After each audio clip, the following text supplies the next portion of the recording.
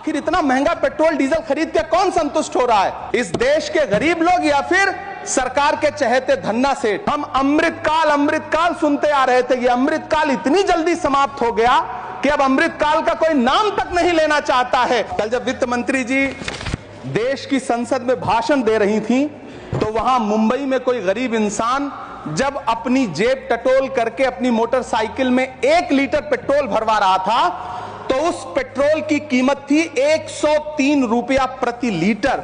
अरे मैडम, हम आप यहां पर बैठे रहते हैं और वहां बाहर इसी दिल्ली में 1 लीटर दूध, चाहे वो अमूल का हो या फिर मदर डेयरी का हो, उसकी कीमत 73 रुपए लीटर है। इतना महंगा बेच करके कौन संतुष्ट हो रहा है?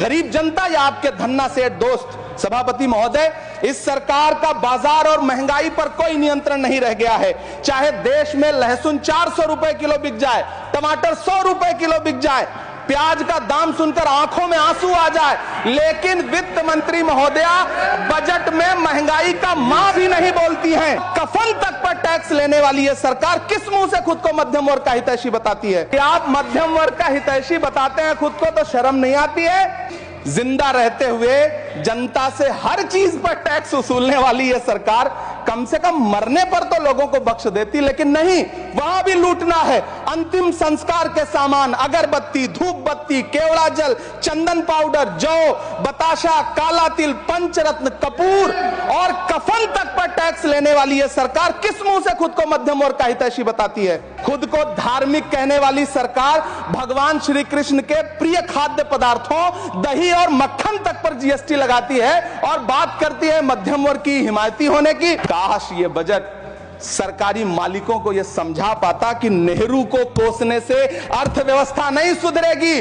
उसके लिए डॉक्टर मनमोहन सिंह साहब की अर्थ नीति अपनानी पड़ेगी। पिछले 11 साल से नेहरू जी को कोस रहे हैं।